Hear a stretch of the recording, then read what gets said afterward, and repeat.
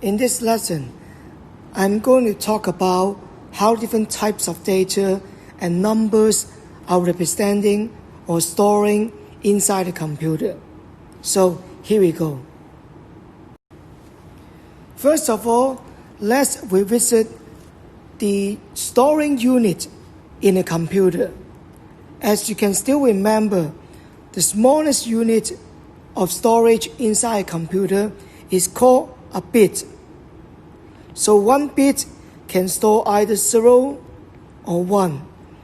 And then usually we group 8 bits together to form the smallest logical unit that's storing data in the computer.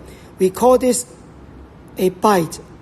So 8 bits together, it forms a byte, and usually we use the capital letter B to represent this unit. And for kilobyte, when we group 1024 bytes together, we call this 1 kilobyte. So the conversion unit goes on and on with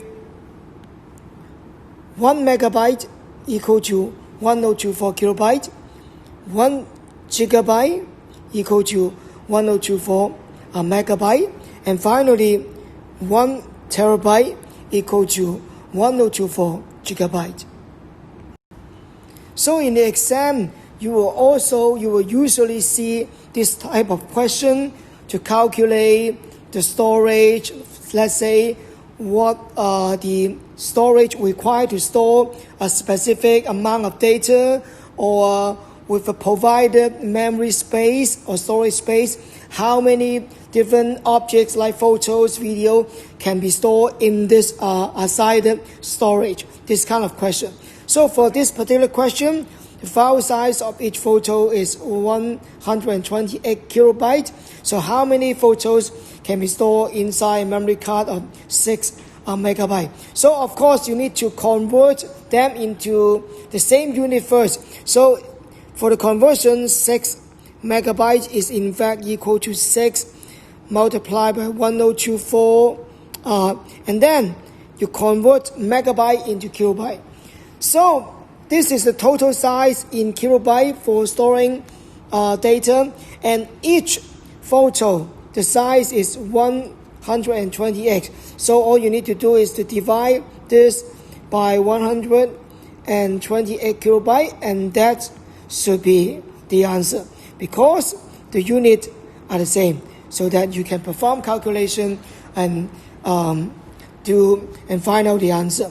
Okay, so go ahead to do the first part of the exercise I have given to you through the Google Classroom. Okay, next, so now we talk about how different types of data are storing or are representing inside the computer. So the concept is that all data inside the computer are basically in form of 0 and 1. 0, 0, 1, 0.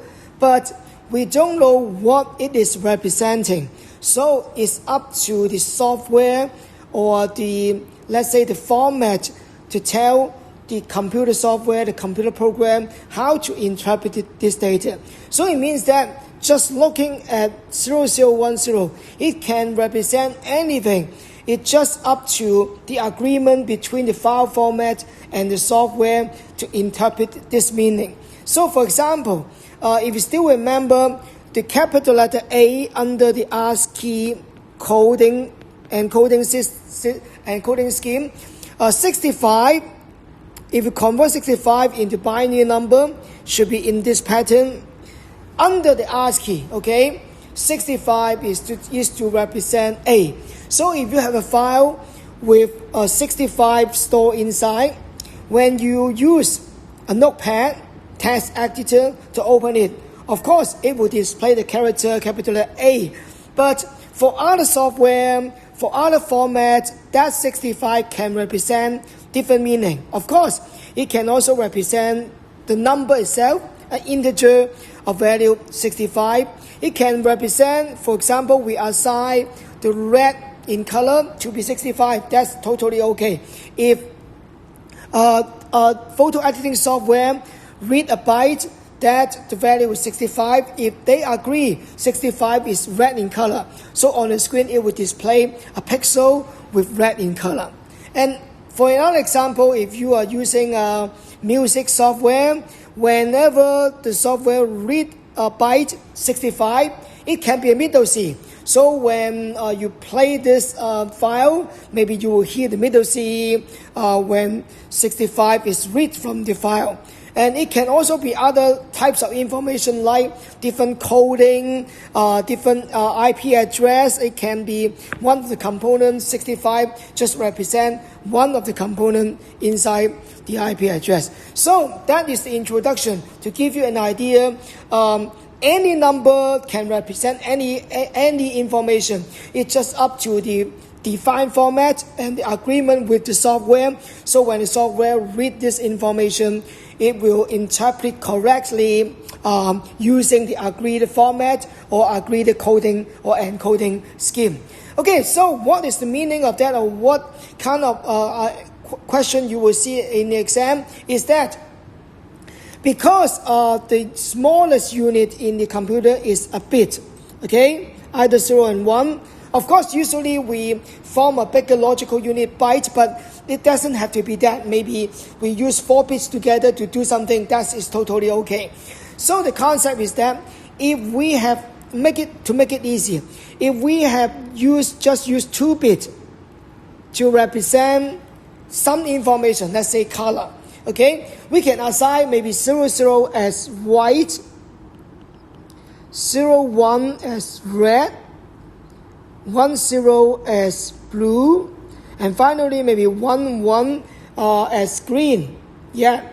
So again, you can assign any combination. It's just up to the defined format. Maybe this one, I define this as a Mr. name, a picture file format. Okay. So I use 2 bits to represent color. So whenever you read 2 bits, you know this is right in color. So I display white on the screen. When I read 01 or when the software reads 01, it will display red on the screen. That is the agreement. So it can be anything.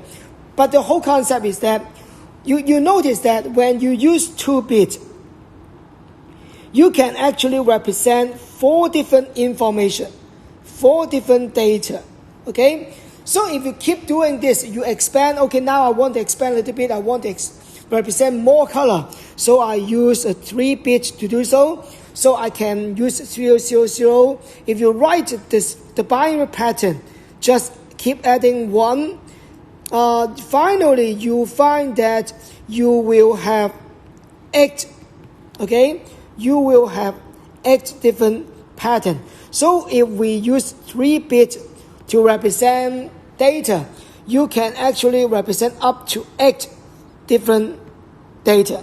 Okay, so maybe you can assign white, purple, red, green, yellow, blue, pink, whatever, black, okay, whatever. So this is the more bits you use, the more data that you can represent. And that is the whole idea of this type of question or this kind of concept in representing different types of data in computer. So you see that I summarize that whenever you use n bit to represent something, okay, it means that you can represent up to 2 to power n information. So we will substitute 2 bit, 2 power 2 is equal to 4. Okay, and 3 bit, 2 to power 3 is equal to 8. So that matches the binary pattern we work out here. So remember that is the most seen question in the exam. So you have to remember this formula. So when you see if we use n bit to represent different information, then you have 2 to power n different information that you can represent. So for this question, 3 bits can represent how many colors? So use the same formula, 2 to power 3, it can be 8 color. So just like what I demonstrate here. Okay, so other than that, sometimes you need to work backward, okay? if you know about log, okay, you can use log, but I don't recommend you use this because not all of you are familiarized with math concept. So we use the try and error method, okay? So now it works in reverse way. It means that how many n, okay, is sufficient to represent, okay, 40,000 information, 40,000 characters. So if you use calculator, you just substitute the number here, you will find that, okay, 2 to power 15, okay, is something like this number, okay? So, but when you use 16-bit, okay, the number will be something like this. Okay, so you find that if we use 15-bit only, the number of data that can represent is not enough to store all 40,000 Chinese characters. So you have to use 16-bit, okay? That is totally enough for storing 40,000 characters. So that's why we learned previously the traditional Big 5 code and the GB code. They are used for representing Chinese character, simplified and traditional. Of course, it's roughly about 40,000. So that's why we use 2 bytes to store it, because we need to use that sufficient number of bits to represent that amount of Chinese character. Okay, 15 bits is not enough. 16 is enough, and 16 is just equal to 2 bytes. So that's why we at least need 2 bytes to store a Chinese character. Okay, so next I think I talk about this concept in previous lesson. To easier for us to look into the binary pattern. So usually we will use the hexadecimal value instead of decimal value, or instead of binary pattern, because binary pattern is too long, okay? So whenever you write something, you need to write at least 8 bits, okay, that is pattern. But because of the mapping between binary number and hexadecimal number is so direct, 4 bits is exactly equal to 1 hexadecimal digit, okay? So this is a table for the mapping. So whenever you want to represent 8-bit binary pattern, usually we will use the hexadecimal instead. So for this pattern, of course, that 4 becomes a 0 in hexadecimal, and that 1, it becomes 2 in hexadecimal. So whenever you see 2 0 in hexadecimal pattern, it means the binary pattern should be 0 0 1 0 and 0 0 0 0. Okay, so that is easy thing to remember. So in the exam, yeah, that is not as common as the previous question, but sometimes you will see this type of question. For example, a hexadecimal value we will provide them, and then it will ask you how many bits is used to represent this. Obviously, you know that 1 hexadecimal is equal to 4 binary bits. So now we have 1, 2, 3, 4, 5, 6. We have 6 hexadecimal. So multiply by 4. It means that is so-called the 24-bit color system. In fact, that is the real system that we are using in the computer. That is so-called the RGB color system that uses 24 bits to represent all the colors. And if you still remember the previous slide, so we have 2 to power 24 number of colors. If you do the calculation, it's around 60 million colors. So that is more than enough to represent the color that is distinguishable by human eyes. So that's why sometimes we call this a true color. If we have 24 bits to represent color, it can represent all the color that human eyes can distinguish. Okay, so that is the concept for converting hexadecimal pattern into binary pattern. Okay, so also do the exercise on the Google Classroom. Okay, so coming next, I think that shouldn't be the question type in the exam because that is really straightforward. If you learn it in maybe S1 or S2, I'm not sure, you learn how to use so-called short division to convert a decimal number into binary number. Basically, the concept is that each digit represents a decimal value, 2 to power something. So that is 2 to power 0, 2 to power 1, 2 to power 2, 2 to power 3 is equal to 8, etc., etc. Whenever you put a bit 1 here, it means that that number must be added together. Okay? So what is the decimal representation of this binary number? Is basically whenever you have 1, you just add. Okay, that 1 stands for 128, that 1 stands for 32, that 1 stands for 8, that 1 stands for 4, and that 1 stands for 2. So add together, it will be the represent number. So I urge you to know about how to use a calculator to convert number between decimal system and binary system. Okay, so if you don't know how to do it, maybe you can ask me during lesson, but that is something you need to know. That is the foundation. That is not the question in the exam, but that is something you must know, converting between binary number and decimal number. Okay, now it comes to the most important part of this lesson. Is about the wording, two's complement. Okay, representing negative number in computer. Okay, so basically in the computer we use this so-called two's complement system to represent a negative number inside the computer. Okay, so before I move on, I want to demonstrate the concept behind two's complement, and then I will explain how can you do the question in the exam. Okay, first of all, just ignore about what is two's complement. Just do a very simple math. Okay. In fact, if you still remember, we always talk about coding system. And coding system, it means that you just assign a meaning to a specific number. Okay, so of course the number itself is a number, and now I want to do this trick, this magic, this trick. I use a 0 to represent 0 itself. I use 1 to represent 1, 2 represent 2, 3 represent 3, 4 represent 4. That is the ordinary way.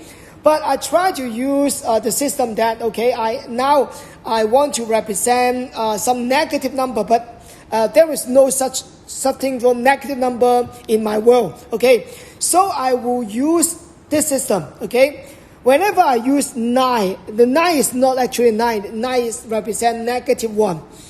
And then whenever you see the number 8, okay, it's not representing 8, it actually representing negative 2, and so on. 7 representing negative 3, 6 representing 4, and 5 representing negative 5. So under that system, the advantage is that you don't know any number beyond positive 4. You don't know any number beyond negative 5. Of course, you don't know any number above 10.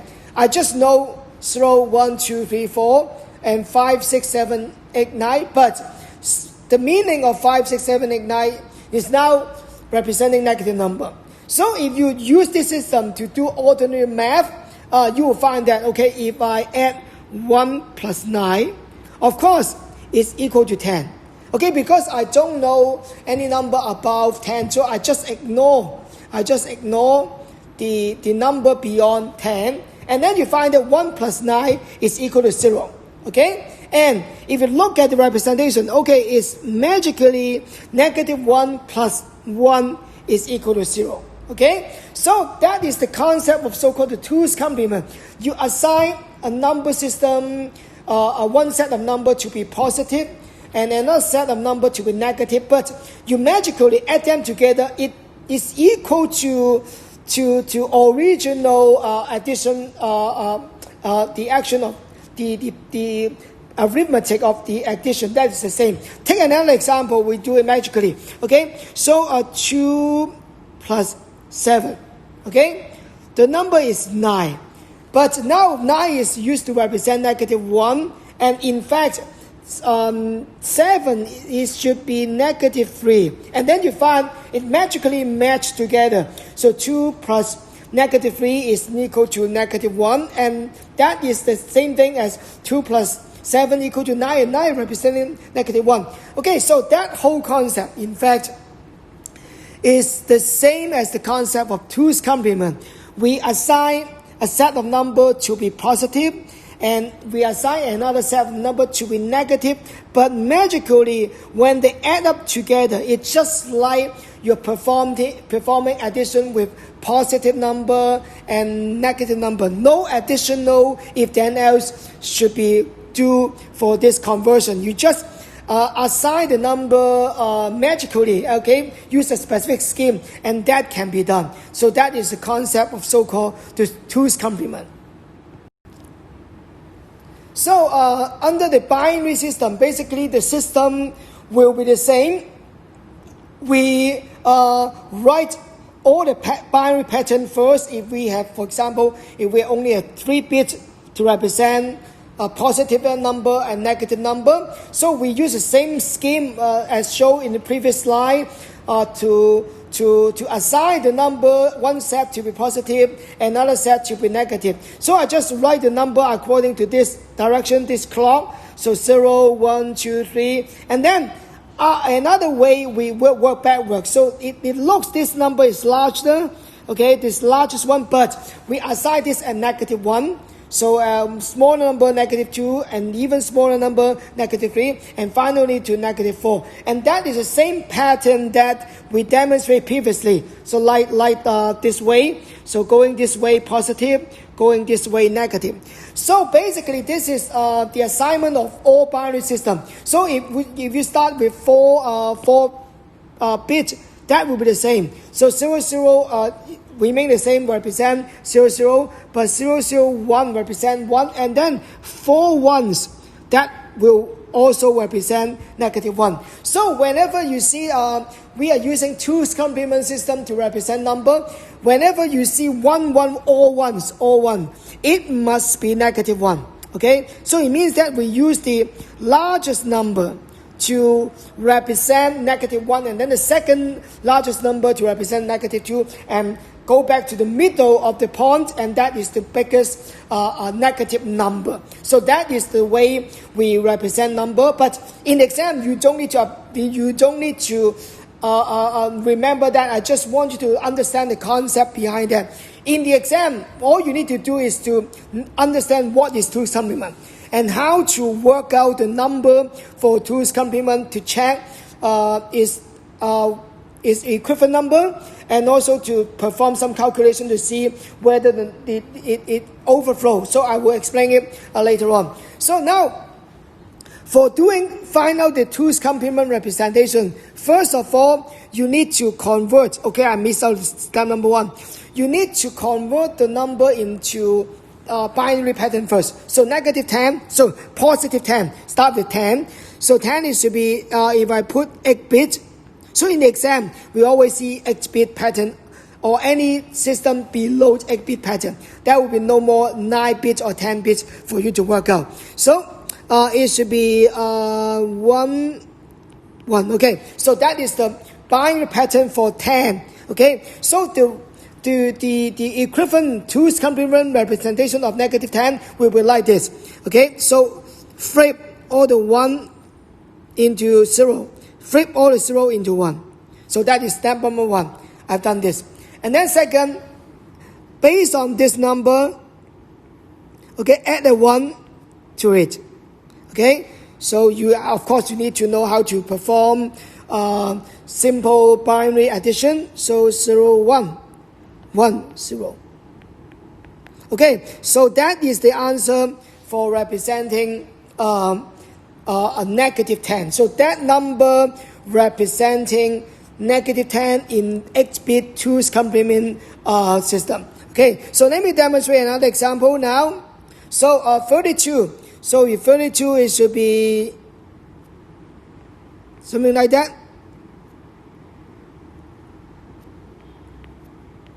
So that is the 32 in binary. So we do the same, flip 0, 1, just flip, and then we add 1 on this number. Okay, so you just see we shift the number, so just move to the next digit. So it should be the answer for negative 32. Okay, so please move on to do the other exercise for conversion between binary number, between the negative number and its corresponding binary representation using 2's complement. Okay, so now it comes to the final question type of this unit in the exam. It will ask you to determine if two numbers in a 2's complement system add together, they will have overflow error. What is overflow? Okay, before I talk about this, let's go to the last slide first. Okay, so basically for a number system without 8 bit, 8 bit, I mentioned it's always work on 8 bit in the exam. And so what is the number that we can represent if 8 bit for positive integer? Basically, it's from 0, 0, 0, 0, x0 to 1, 1, 1, 1. Okay, remember, we are not using 2's complement at the moment. This is all positive integer. Okay, so that if you use a calculator to do the conversion, it should be 255. Okay, so that is the range for positive number if we use 8 bit. But for 2's complement system, remember 1111 is not equal to 255. It's a negative 1. So the range, also I give you the formula. It's basically 0 to, for positive, 1 to 7. So it should be 2 to power 7 minus 1. And then for negative, it should be go to negative 1 to negative 128. It should be 2 to power 8 only, negative. Okay, so that is the range. So it means that any number beyond this range, when we want to store it, it should be overflow. So it means that just do a math. If we try to add, okay, we can represent 1 to 7. Okay, 1 to 7. Okay, so if we just add 1, okay, to it, it is 1 to 8, and that is already beyond the range of 2's complement that can store. So that's why we find that it should have an overflow. So we conclude that this arithmetic, this calculation will give us an overflow error. Okay, so how can we do this question? Basically, it's easy. When you see 1 at the beginning, it means that it should be a negative number. If you go back to see this pattern, so 1 start with the leftmost bit is 1, is always a negative number. So a negative number plus a positive number will never have any overflow error. So if for MC question, just ignore this. You don't need to perform any calculation on it. But how about if we perform the calculation on like 2 positive number add together, 2 negative number add together? Basically, I think the best way to do it, okay, maybe the easiest way to do it is to just convert the number using a calculator. Okay, when you see positive number, just use calculator to convert this number. Okay, it should be a 1 plus 2 plus, okay, it should be like 7, positive 7. Okay, for negative number, okay, let's go the reverse way to find what is the negative number of this digit. Okay, do the same thing, just reverse it. So we do the reverse process of finding 2's complement. Okay, flip the 0 and 1. Okay, and then add 1, it becomes 1, 0, 0. Okay, so you find that in fact this is equal to 0, 0, 0, 0, 0, 1, 0. It should equal to 8.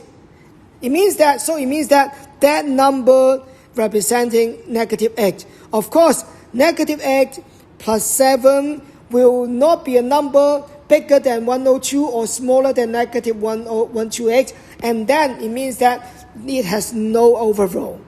But after you perform the calculation, you find that the number is in fact larger than 127 or smaller than 100 and negative 128. That should be a number with overflow error. Okay, so that is what I want to mention today. Please take your time to do the exercise that I have uploaded on Google Classroom. Of course, I expect you have so many questions, so ask me during lesson. Okay, thank you.